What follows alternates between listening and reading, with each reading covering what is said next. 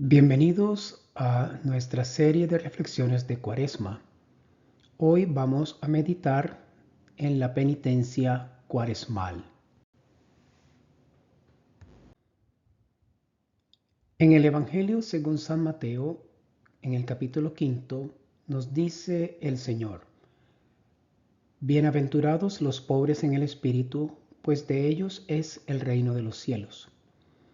Bienaventurados los que lloran, pues ellos serán consolados. Bienaventurados los humildes, porque ellos heredarán la tierra. Bienaventurados los que tienen hambre y sed de justicia, porque ellos serán saciados. Bienaventurados los misericordiosos, porque ellos recibirán misericordia. Bienaventurados los limpios de corazón, pues ellos verán a Dios. Bienaventurados los que procuran la paz, pues ellos serán llamados hijos de Dios. Palabra del Señor.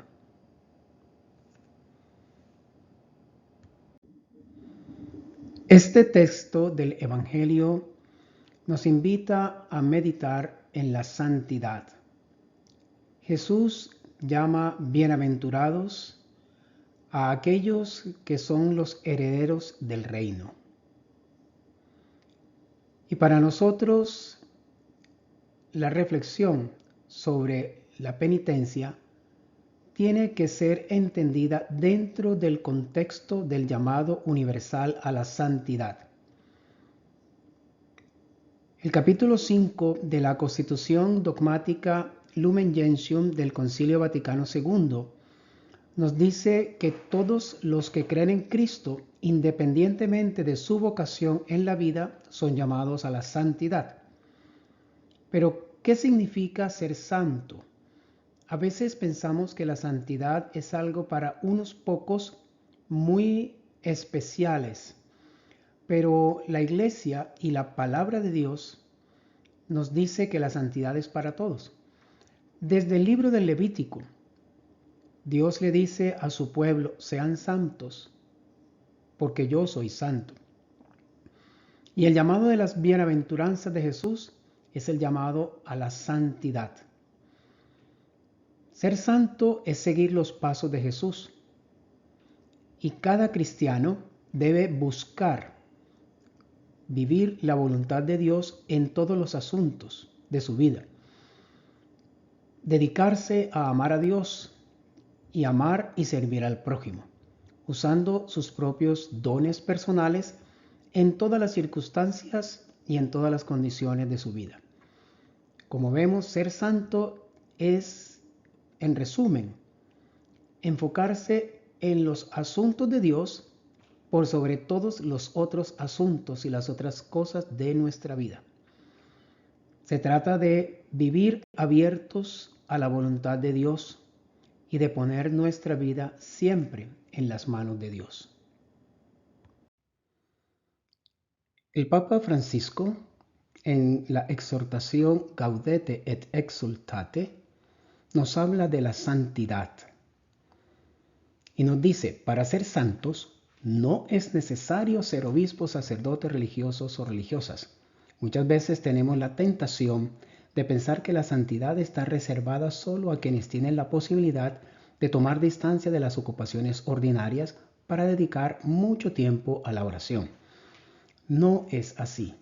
Todos estamos llamados a ser santos, viviendo con amor y ofreciendo el propio testimonio en las ocupaciones de cada día, allí donde cada uno se encuentra. ¿Estás casado? Sé santo amando y ocupándote de tu marido o de tu esposa, como Cristo lo hizo con la iglesia. ¿Eres un trabajador? Sé santo, cumpliendo con honradez y competencia tu trabajo al servicio de los hermanos. ¿Eres padre, abuela o abuelo? Sé santo, enseñando con paciencia a los niños a seguir a Jesús. ¿Tienes autoridad? Sé santo, luchando por el bien común y renunciando a tus intereses personales. Este llamado universal a la santidad es el que nos da el verdadero contexto para hablar de la penitencia. La penitencia por sí sola, aislada del llamado a la santidad, no tiene ningún sentido dentro de la vida cristiana. La penitencia es un medio que nos ayuda a alcanzar el único y verdadero fin de la vida cristiana, que es ser santos. Para comprender la santidad, también debemos comprender el ascetismo. La palabra ascetismo es una palabra de origen griego, que en griego significa pulir algo, refinar algo, suavizar algo, que de otra manera sería muy rugoso. Y los griegos, cuando usaban la palabra ascetismo en su sentido original, no se referían específicamente al espíritu, sino al cuerpo. Indicaba los ejercicios, las disciplinas que una persona realizaba para desarrollar las fuerzas que estaban dormidas en su cuerpo, de tal manera que su cuerpo, a través del ascetismo, alcanzara la belleza natural que estaba dentro de él. Y de esa manera no solo era alcanzar belleza, sino desarrollar muchas capacidades en el cuerpo y poder ganar las competencias atléticas que hacían los griegos. San Pablo, quien era judío pero también había recibido educación griega, utiliza ese mismo concepto en la carta a los Corintios, capítulo 9, versículos 24 y 25, donde dice: los atletas se abstienen de todo con el fin de obtener una corona corruptible, mientras que nosotros aspiramos a una incorruptible. Dentro del contexto cristiano, el ascetismo consiste también en una serie de prácticas realizadas dentro del combate espiritual. San Pablo encuentra que el ascetismo tiene dos caras, y en la carta a los Efesios, en el capítulo 4, nos menciona cuáles son esas dos caras. La primera es despojarse del hombre viejo. Sabemos que la corona incorruptible que perseguimos en nuestro combate espiritual cristiano es la unión íntima y total con Dios en el cielo, que es la santidad. Gozar plenamente del reino de Dios.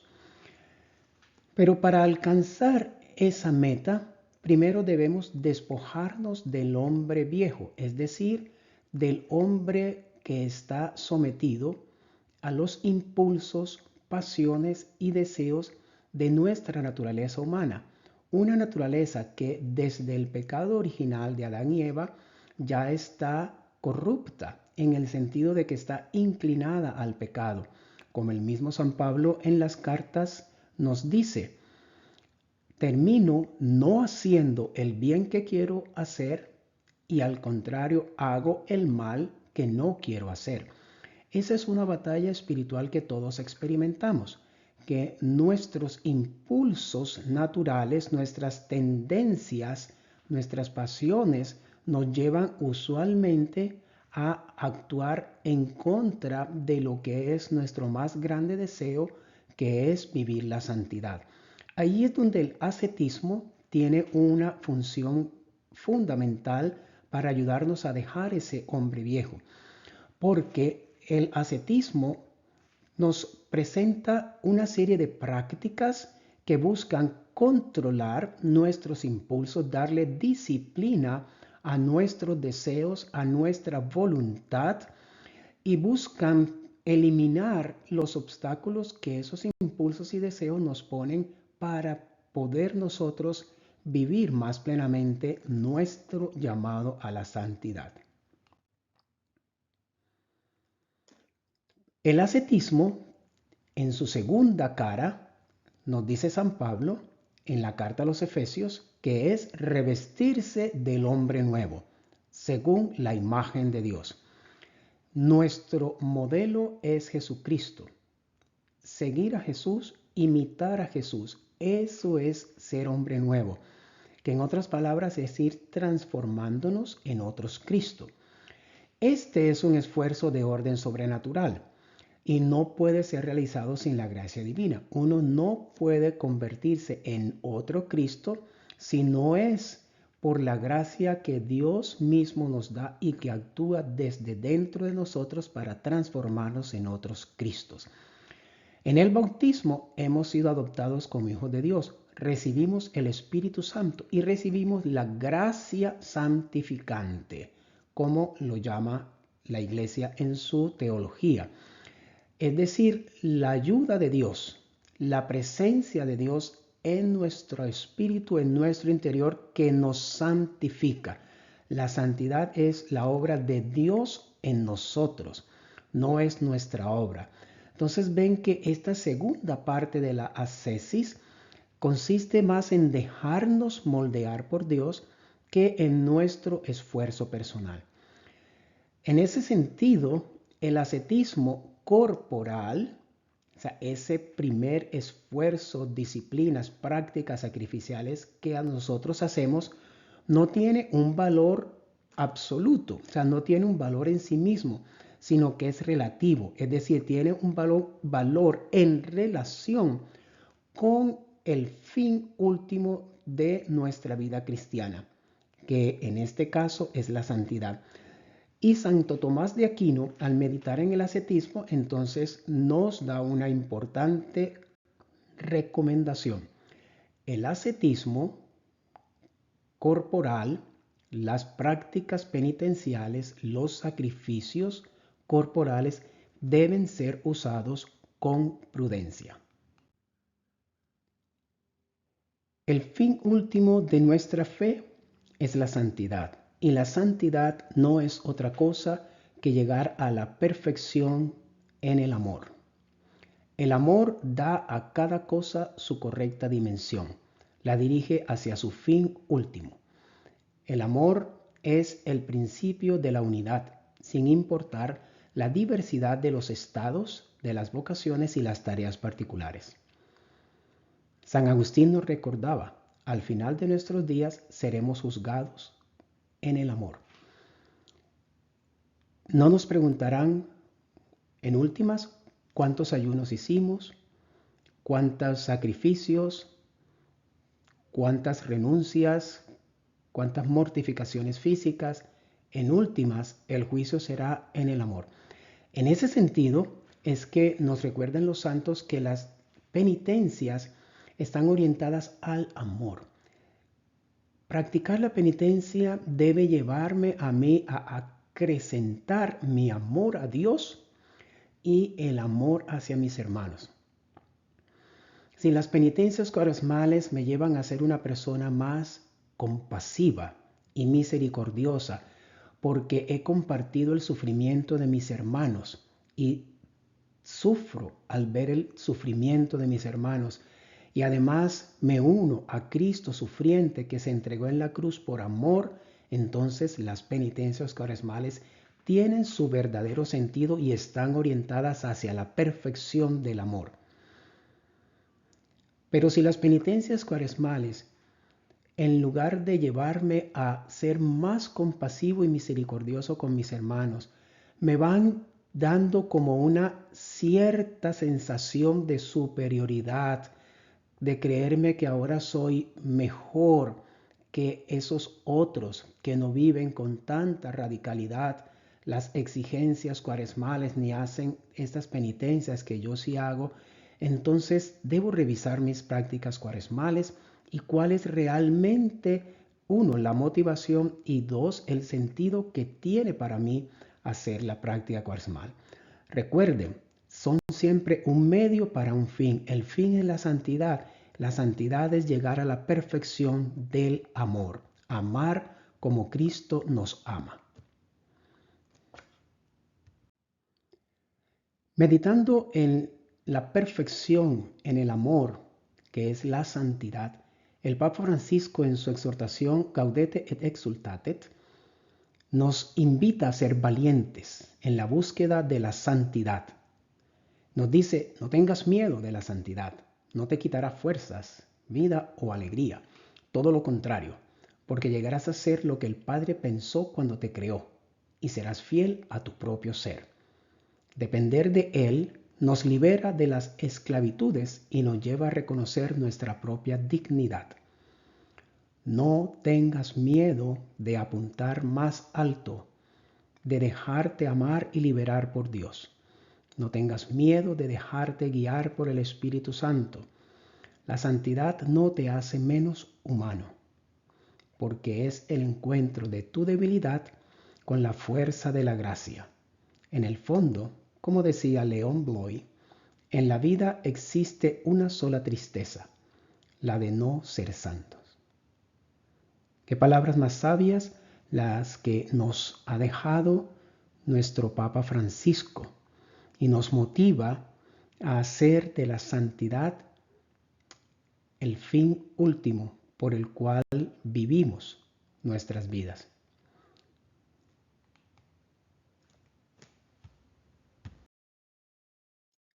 Hablemos ahora específicamente de la penitencia cuaresmal. En esta lucha espiritual por la cual nosotros buscamos dejar atrás el hombre terrenal, el hombre viejo, para transformarnos en el hombre celestial, según la primera carta a los Corintios, capítulo 15. La penitencia tiene la función de capacitarnos para nosotros poder dejar atrás todos aquellos obstáculos que nuestra propia naturaleza pone a nuestro camino de santificación. ¿Cuáles serían las prácticas específicas de penitencia más apropiadas? Esa es una muy buena pregunta, para la cual la respuesta la debe encontrar cada persona guiada por el Espíritu Santo. Primero debemos preguntarnos cuáles son los más grandes obstáculos que yo tengo que me impiden seguir con más libertad a Jesucristo. Si yo encuentro una tendencia en mi propia carne, si yo encuentro unas pasiones que son difíciles de contener, si yo encuentro unos rasgos de pronto en mi propia forma de ser o en mi personalidad que se oponen de alguna manera a la humildad o a la sencillez o a la fraternidad que debo tener con los demás como discípulo de Cristo. Si incluso yo encuentro cosas materiales que forman parte de mi vida, pero que no son del querer de Dios, entonces cuando yo identifico cuáles son esos aspectos de mi vida, entonces yo debo pedirle al mismo Espíritu Santo que me muestre cuáles serían las prácticas de sacrificio, de renuncia, de penitencia, que por un lado me llevarían a dejar atrás, a romper los lazos que tengo con esas actitudes, con esos impulsos, con esas cosas que no me dejan ser verdadero cristiano. Y por el otro lado, que me fortalezca en mi espíritu para ser más dócil a las guías del Espíritu Santo. En ese sentido es que la ascesis y la penitencia tienen esa doble cara de la que hemos hablado. Y la penitencia siempre debe estar guiada por el amor. Las prácticas de sacrificios, de penitencia, aun cuando sean corporales, no están directamente orientadas a maltratar el cuerpo por maltratarlo, sino a que nosotros tengamos una mayor disponibilidad y libertad para vivir el Evangelio, para que nuestro corazón se libere de todas estas pasiones e impulsos que no son de Dios y se haga un corazón más acorde con el corazón de Jesús. San Jerónimo, en una de sus enseñanzas sobre la penitencia, nos advierte: No hay diferencia entre matarse en largo o en corto tiempo. Se comete una rapiña en vez de hacer una ofrenda cuando se extenúa inmoderadamente el cuerpo por la demasiada escasez de alimento o el poco sueño. Todos los maestros espirituales de la Iglesia nos han advertido de este peligro. Cuando practicamos la penitencia sin la debida prudencia, en últimas sin el debido discernimiento de espíritu. San Jerónimo nos dice, no está en el querer de Dios prácticas de penitencia que al final están llevando a la destrucción de nuestro propio cuerpo.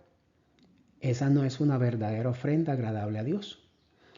Por eso la ascética, el sacrificio cuaresmal, no debe perder su verdadero sentido y es llevarnos a la unión con Dios. Aquí hay dos palabras que se conectan, la ascesis y la mística.